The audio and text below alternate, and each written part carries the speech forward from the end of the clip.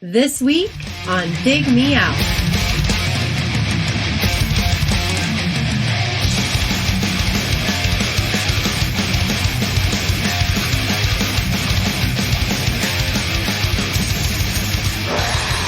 With your hosts, Jason Diaz and Tim Manici. Jay, we're back again with another episode thanks to our Dig Me Out Union on Patreon. You can help us make the next episode happen by joining us at dmounion.com or digmeoutunion.com. And Jay, speaking of the union, we have a new union member, William Spivak. Oh, that's how I'm going to pronounce it. Thanks for joining us for the new year. It's 2023, year 13, our 13th season of Dig Me Out, Jay. We're still at it. Crazy. Lucky 13. Yep. And with Lucky 13, meaning the beginning of a new year, someone who usually joins us, who has joined us for such episodes such as last year's Suicidal Tendencies, The Art of Rebellion. Before that, it was Frizzle Fry by Primus. The Nirvana 500 episode, They Might Be Giants, Apollo 18, Masters of Reality, Living Color, Jennifer Trinan, Mr. Bungle. So many episodes. There's plus, I didn't count the roundtables. I mean, there's like 10. This might be episode 11 for you, Mr. Scott Holgram. How you doing? Hey, I'm doing great. Hope you guys are doing well. I was just telling my wife before we started recording, I said, this is going to be the start of either their 11th or 12th season. So 13 seasons. That's amazing. Congratulations. Thank you. Even I've lost count. Yeah, I was kind of shocked when I saw that pop up. I was like, I can't believe we've been doing this for 13 years. But hey, people still keep throwing albums at us and we keep trying to figure them out. So it's still hard to pick what I'm going to pick. So Jay, still trying to dig out of this hole. Yeah. Speaking of digging out of holes, I don't know what that segue means. Classic segue. We were kicking around some ideas, as we do every year, about stuff that we want to do on the show. And one of the ideas, share what we're going to try doing here for this 2023 season. Well, you hear us yapping a lot about our Discord community, and we thought it'd be fun to start bringing some of the conversations, links, different things that are shared in there to the show and talk about them a little bit, do a quick little segment where we share opinions on what's being thrown out there, any hot takes, and then just maybe do some live reactions on new songs, videos, just fun stuff that we're finding along the way and bring it to the show. Mm-hmm. So for the first one, there was a pretty fun video shared by Chip from the show, Chip Midnight from Dig Me Out. He posted a video. It's by a Steve Welch, a YouTuber, and it's 12 different it's him interpreting 12 different bands performing Appetite for Destruction in its entirety. So imagine that record recorded by 12 different bands is the premise. As if there was an encomium of that. Got it. And what's incredible is that Steve Welch, the YouTuber, also performs not only the Guns N' Roses song and interprets that, but also the other 11 tracks from the record. So the reactions on Discord were a little split. I think some of these for folks came off pretty well and others not so much. But I thought we'd fire it up here and see what you guys thought. That Ready? sounds like fun. Let's do it. Cool. Let's jump in.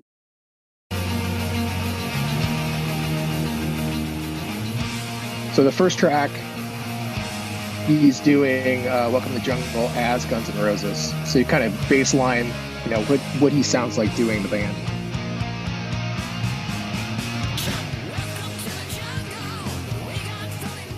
It's a good Axl. Yeah, pretty good. Tones are good, right? The guitars sound right. Yeah. Now we're going to Motorhead.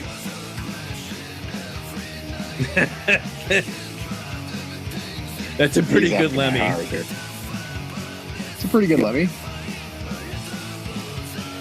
It's a little too clean musically. Yeah, that was my thought too, is that Motorhead's a little nastier than that. Yeah, leading a little more bottom end.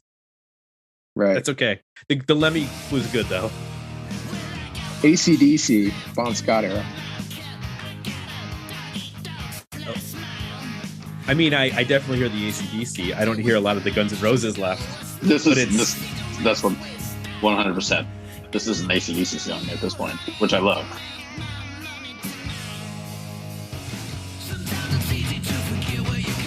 This is Rancid. I don't quite get the Tim Armstrong vocal. Yeah, it sounds a little too straight up to me. I think that might have worked better if it was The Offspring. I think you could have pulled it off in that direction.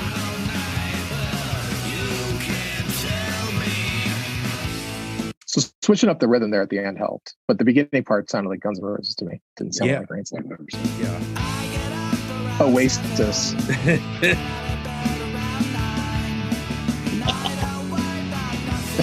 It's a little silly. That's pretty. I mean, that's definitely maybe era Oasis right there.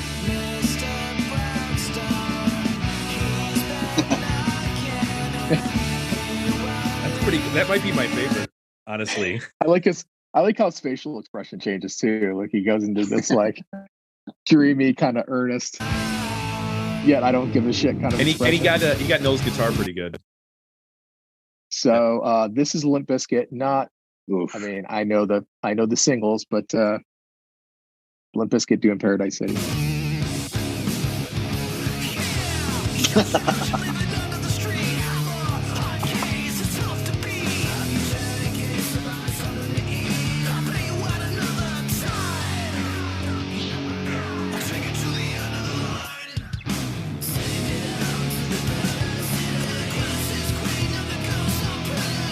This might be the best Limp Bizkit song ever.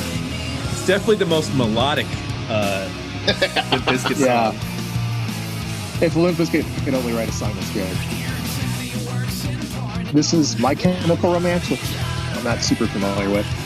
I don't know My Chemical Romance all that well, so this isn't... Sounds fairly straightforward. I mean, to be honest, that could be My Chemical Romance or Faster Pussycat on like the third album. Right. Oh, this is different. Yeah. Okay. The Cure. Yes. 100. Pretty much nailed it. 100. Yeah. The bass tone is pretty good, pretty spot on. Yes. Yes. I want the full version of this song. This is Kiss. Oof. That is not a very good false stand. No, and this is my bad favorite song of all time. So I'm not going with this. This should be a Gene song. Come on. You know what I mean? Yeah. Because then it makes Sweet Child of Mine creepy in that Gene way. Interesting choice to bring W.A.S.P into this. Yeah, I don't feel like the range known well enough. The range from W.A.S.P to My Chemical Romance is impressive. Yeah. I mean, it's a pretty good Black Beat Lawless. Yeah. Musically, it's pretty nondescript.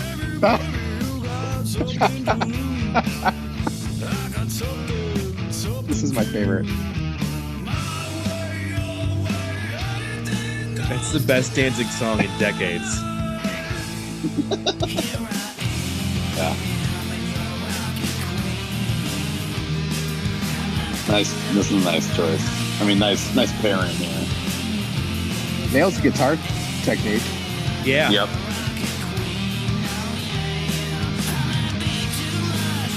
Again, I wish the new Smashing Pumpkins sounded as good. Yep. Definitely nailed the guitar tone. The vocal wasn't quite there, but it was close. No.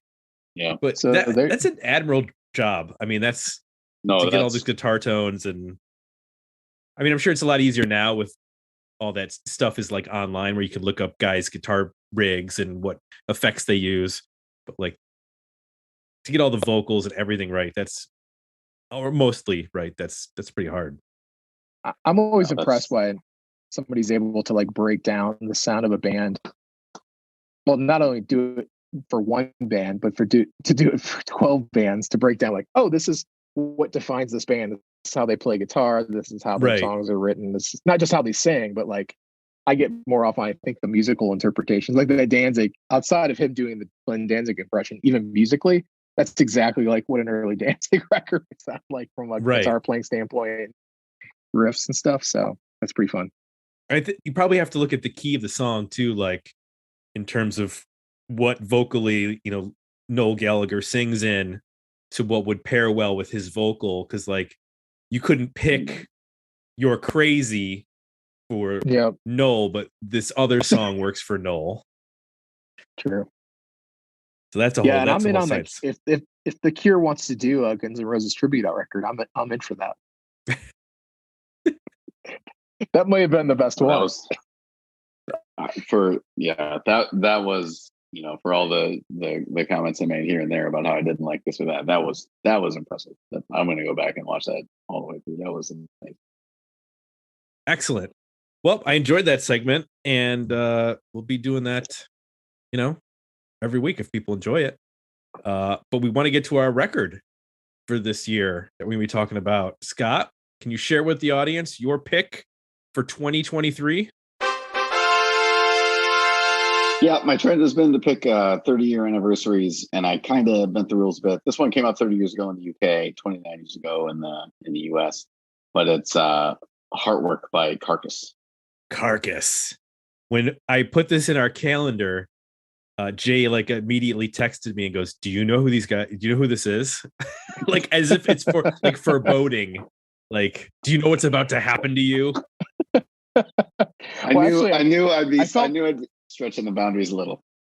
I felt bad that I should have known it was you, but it was like I just saw the band. And I was like, "Who picked Carcass?" And then when he told me it was Scott, I was like, of course it was. You're a metal guy now. Do you know that? Yeah, I'm a metal guy. Well, I had never heard Carcass, so this is brand new for me. Jay, had you listened to them before? I had heard them in passing. I hadn't spent much time with them, but I was familiar with generally what the band sounded like. Well, let's do a little history of Carcass. History of the band.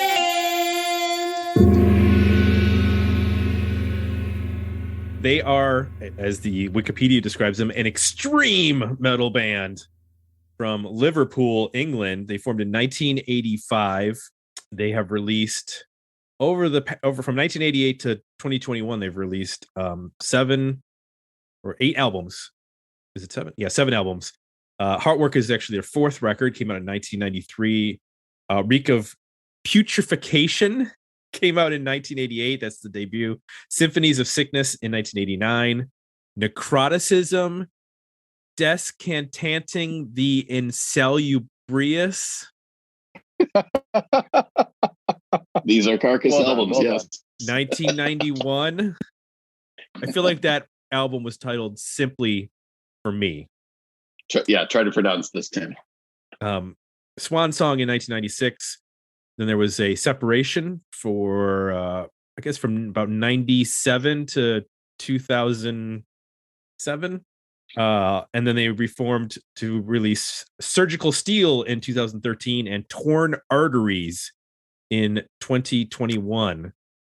So it's been Bill Steer on guitar and backing vocals.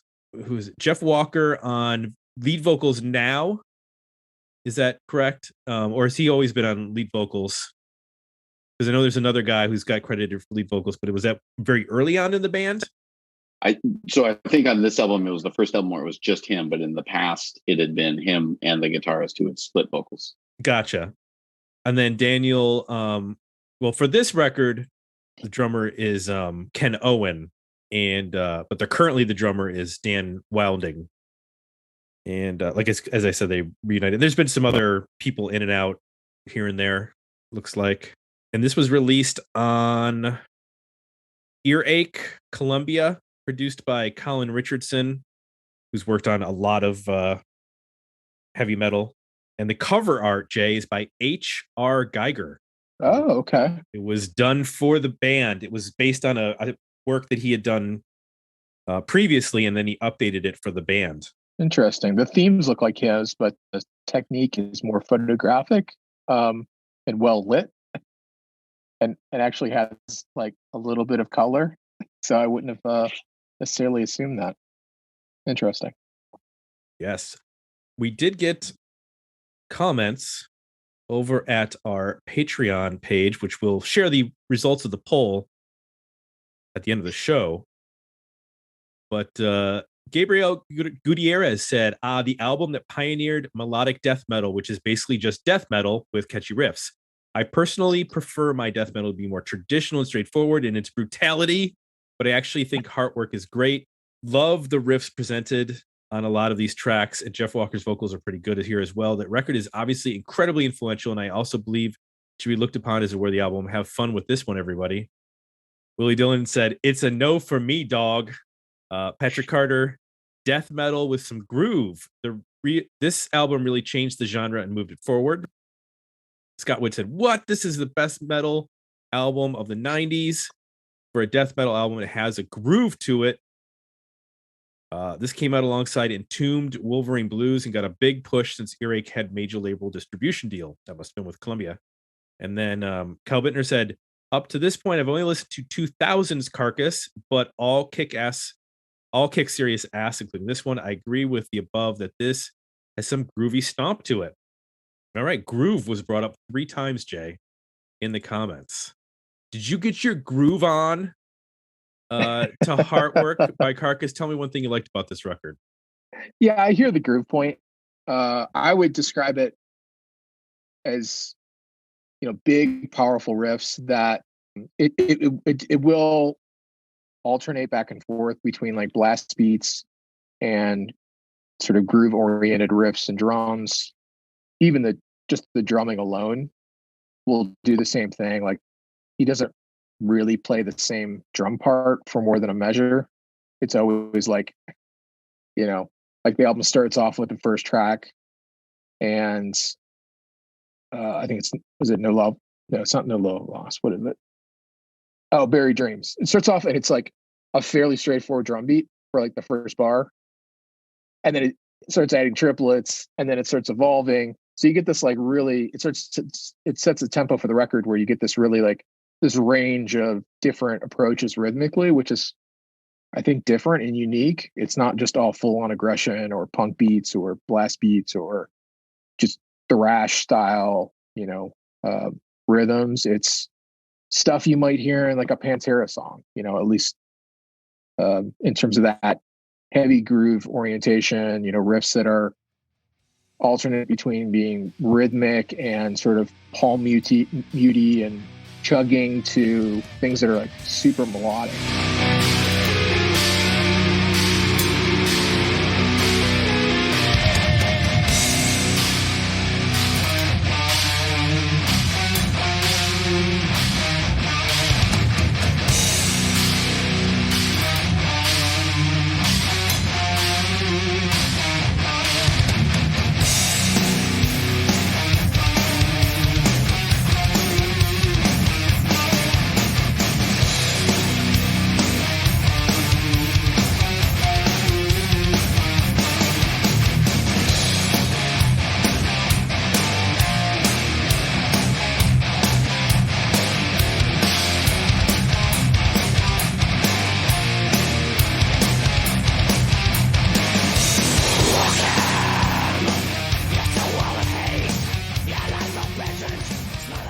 I enjoyed that range. I didn't expect to have not just the aggression, but also having sort of that power and groove feel to it. I think there's also some really cool like melodic stuff going on guitar wise here that was a little unexpected. There's several points where they actually harmonize the guitars, which I think works really well, again, to break you out of that, what could be sometimes like very intense, obviously, and a little exhausting when you're sort of in this full on like double time, blasting snare thing to jump into something or to start into something that's, a harmonized guitar melody. It really helps, again, break things up and it gives, I think, the record musically a ton of range. So I really enjoyed that. I love the just from a musical standpoint, taking that journey and the variation they're willing to go into to keep things interesting, to use melody and rhythm and to their fullest abilities. They don't get stuck in musically lists for a metal band. They don't get stuck in any one thing for too long. So it keeps it a fun listen, I think, through most of the record, if you're, paying attention to what's going on, at least drum wise, and then also listening to those guitars and how they're bringing some of those harmonies in, and some of the riffs are pretty awesome. And there's a couple solos on here that are, I think, notable. It can get a little sweepy at times, where it's just like, notes flying everywhere, but there are some where they really do some things that are almost like guitar squeals, like you would hear on a Pantera record, those high pitched like harmonics and stuff that really catch your ear, or a melody that's a little unexpected, or maybe a guitar solo drops in where you're not really expecting it to drop in. So yeah, I think there's a lot of cool variety here, and overall it's super powerful. I mean, I like metal that's not just angry. Like, I need like adrenaline, or mystique, or like other elements besides just I'm pissed off. So I think this has got some of those other elements to it as well. What worked for you, Tim? Well, in terms of music, death metal or melodic death metal, extreme metal, or whatever, is probably one of my least listened to categories. I haven't delved into it much. This is probably one of my few entry points. Is probably one of the, I guess, would be one of the best possibilities, because the guitar work alone on this record is just worth it. Like you mentioned, I loved the way that it would jump from, like you said, like this, like a Pantera-esque groove, which I guess would be on like the heavier end of Pantera, but on the lighter end for this band. And then you would get stuff like on this Mortal Coil, which has this new wave of British heavy metal sound. It has a very Iron Maiden sound when those guitars start to double. You mentioned about, when you'd have harmonizing guitar parts. That song features it.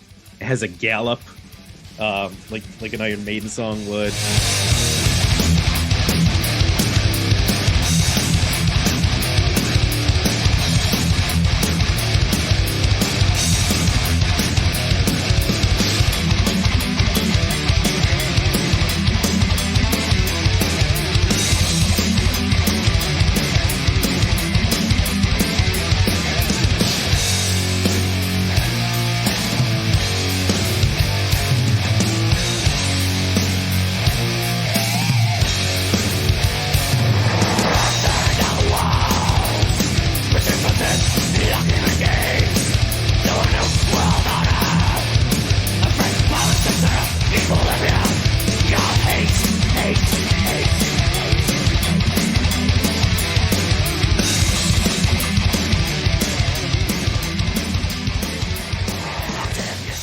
There was a lot of stuff in knowing some of the bands later that got, in the 2000s, and being able to now go trace it back to a band like this. I can now hear where those heavier bands like Mastodon, or who else am I thinking of? Baroness. Like, I can hear some of those things more refined, or more, I guess, Americanized version of that metal, in terms of what Carcass is doing here, because this sounds impossibly heavy for 1993. I had no idea in 1993. I thought the heaviest was like Metallica and Megadeth. I couldn't conceive that there was any heavier metal happening beyond those bands as a 18-year-old or a 17-year-old.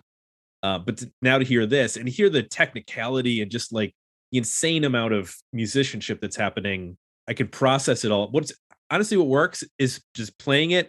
And I have almost no idea what happens from song to song, because there's a lot of parts in the songs, which is cool. But like, sometimes the songs, I'll be 4 songs deep, I'll be like, oh, I don't know where I am. Like, what happened? It just sounds like one massive like composition in a way. It almost doesn't have starts and stops. I know that there are, but they just feel like dynamics within a whole cycle rather than breaks in between individual pieces.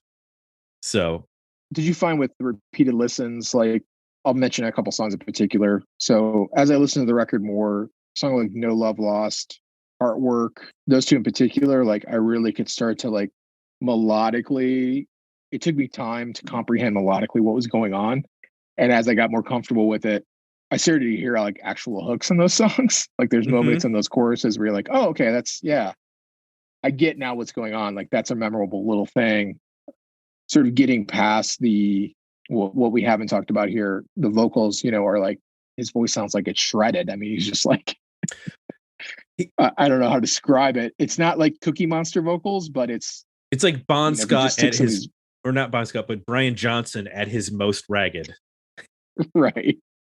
So once you get past that and you get familiar with the record more and more, you start to hear like, oh, that's actually kind of hooky. Like that little part I'm remembering, and that little line I'm anticipating. And so I don't know, did you find that at all as you listen to it more, it turned from like just an avalanche of sound to like discernible hooks and riffs and memorable lines? So it became more of a sound than a focus. Like it almost sounded like a nonsense language on like a on like an album by, what's that band? Sugar Ra? How do you say Sugar Rose? Oh, like, Sigur Rós. Sigur Rós. I don't know. Yeah, of course I don't know how to pronounce that. But anyway, I almost interpreted it just as like vowels and like and inflections rather than trying to contemplate like what the heck is he saying, because I couldn't figure out a word or anything listening to it over and over. So it just became like almost like just like an opening and closing filter of a wah pedal, just kind of over the top of everything. Yeah, but it wasn't enough to push me off of it. Like I've listened to somewhere I'm like, oh my god, I just turn it off. This wasn't like I can't enjoy this because of the vocal.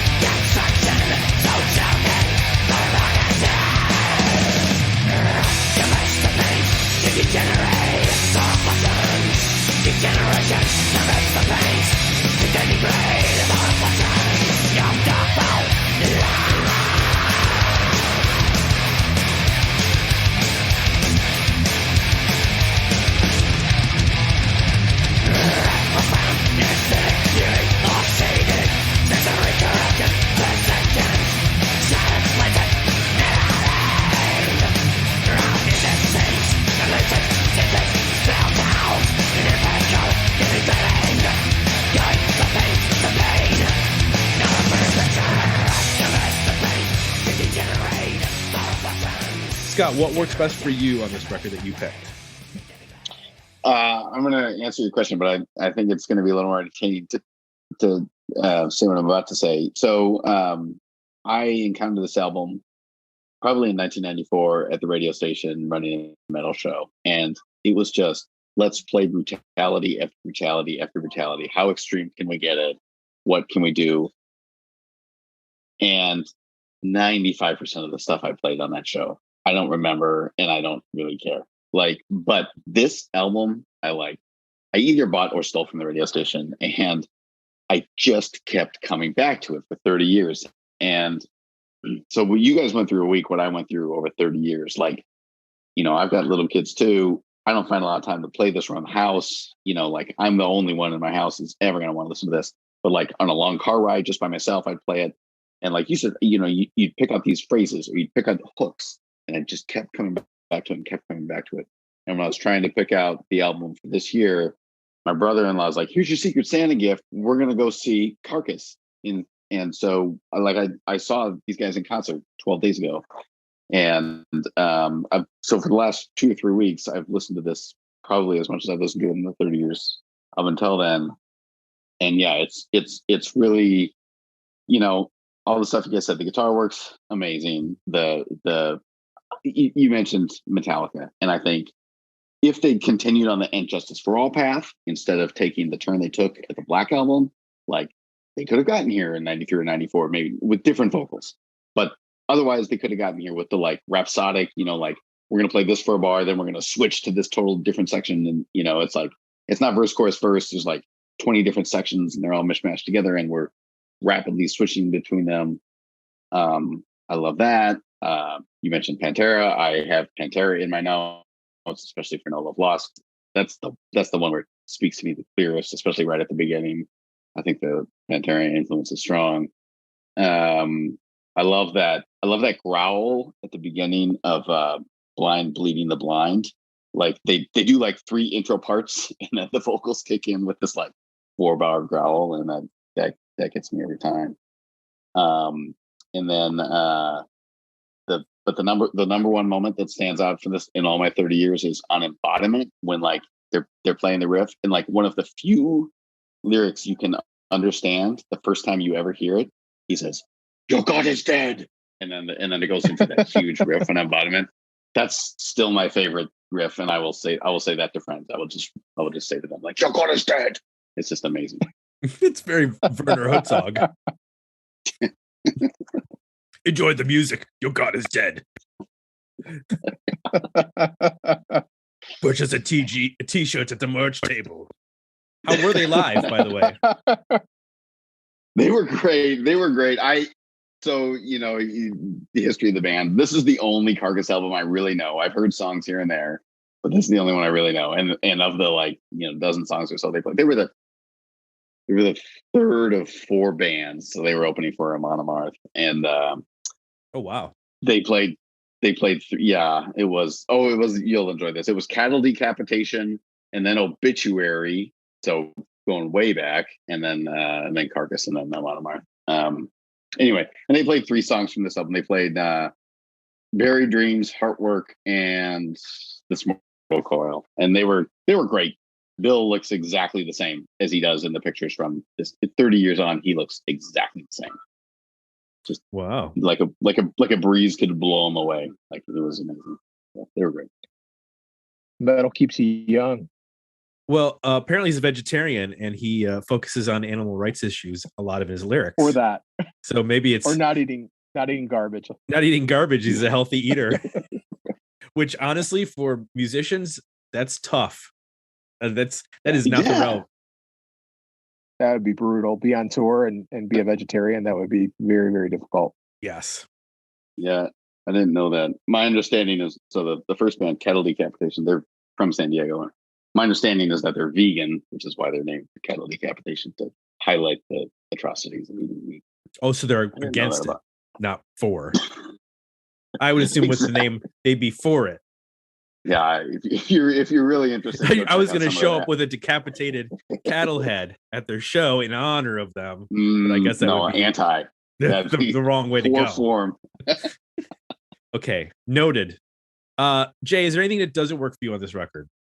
Yeah, I mean, it's exhausting. It's a mental. It's mentally fatiguing, and not just from a standpoint of that it's rough on your ears. I mean, you're taking in a lot of information at a very high level of intensity. I think it comes down to, mostly for me, the vocal is what I find most taxing. I do wish, while some of this style I think I can understand and get on board with, and this is a total personal subjective thing on especially on the vocal, like, I would love to hear some more melodic sections, in the same way that the music has so many movements and variations. You don't get that from the vocal ever. Like, he's got basically one note, and after a while you can start to ascertain what the melodies are underneath the tone, but the tone is just so single note, and the delivery is just one delivery. I can't help but wonder what some of this stuff would sound like with a little bit more variety on the vocal approach. I'm thinking of a song like is it Doctrinal Expletives? That's a good song where it starts off and you're like, oh, this is kind of different musically. Where's this going? and then the vocal comes in, and I'm like, oh, it's the same thing. Like it just takes it back to a place that overall felt too predictable for a band that's musically not predictable, if that makes sense.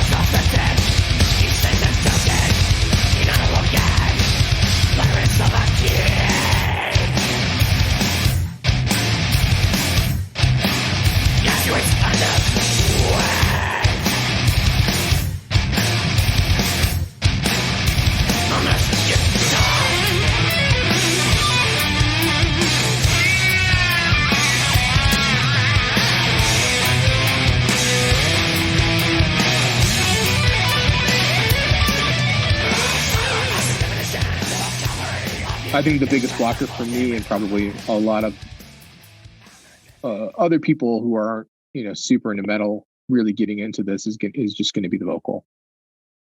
What do you think, Tim? I agree with you. This worked much better as a casual listen, when I would just put it on and I would work, and I would just be listening to it and grooving to it, and I'd be totally into the sort of background aspect of it. But when I cranked it and was just focusing, I didn't love listening to the vocal that intently. And again, that's a personal thing. I've always said I don't care for like the extreme metal vocals, whether they're in this style or real guttural. It doesn't work for me. It doesn't disparage or make me dislike the music anymore. I'm just not with that vocal style as a whole. And did we lose Scott? I hope that comment was not too harsh. I felt like I was being fairly and both of us. He just bailed on you. I don't know. Should I be offended? No, there he's back. I was with you up until what didn't work for Tim. So I can roll with it here. Basically, I thought maybe I offended you and you left. Oh. No, what? It wasn't that bad. I just said, in terms of metal vocals, this style and the more guttural, deeper vocal are just not my cup of tea. And when I listened to it on a more casual listen, it worked because I wasn't focusing on anything. I was just like letting it kind of wash over me as I was sitting here. When I tried to sit down and analyze parts and what the kick drum is doing and that kind of thing, that's when the vocal started to wear on me. So I feel like this works in terms of me just like putting it on and letting it rock, but I don't want to get too close to it if that's possible.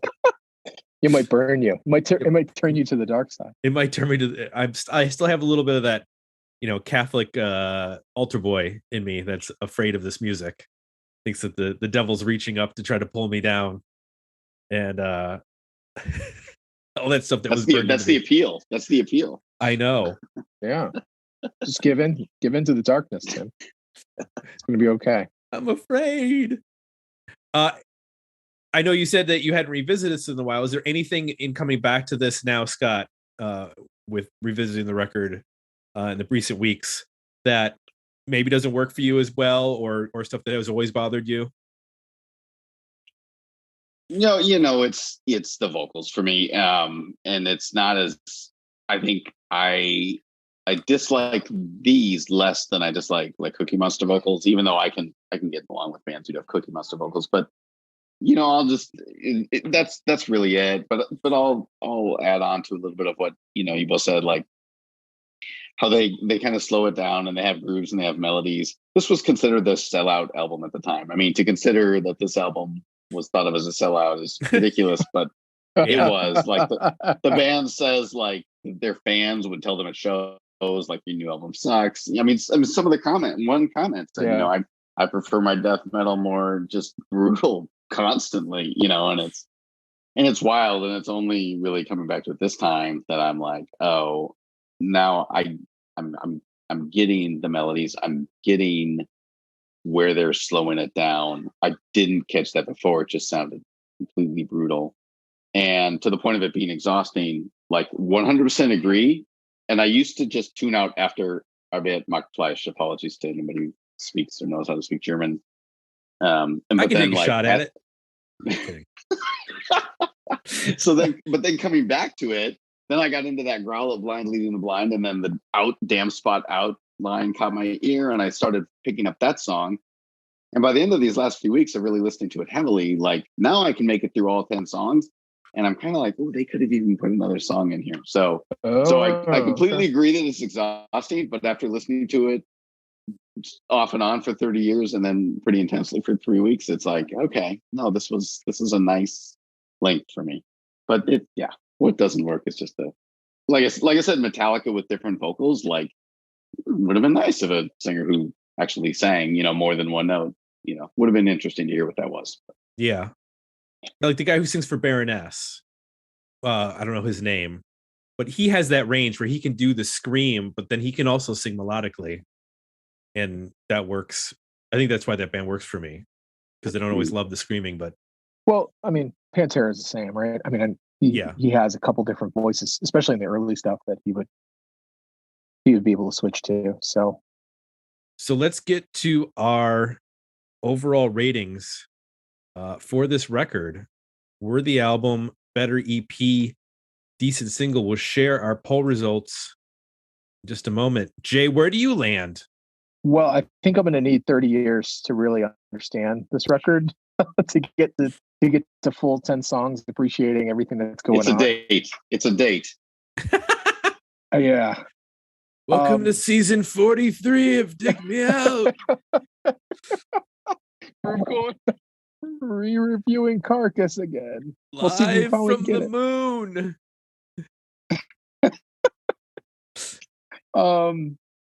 So I bring that up because, you know, I'm going with an EP, and my EP is basically like almost the first half of the record.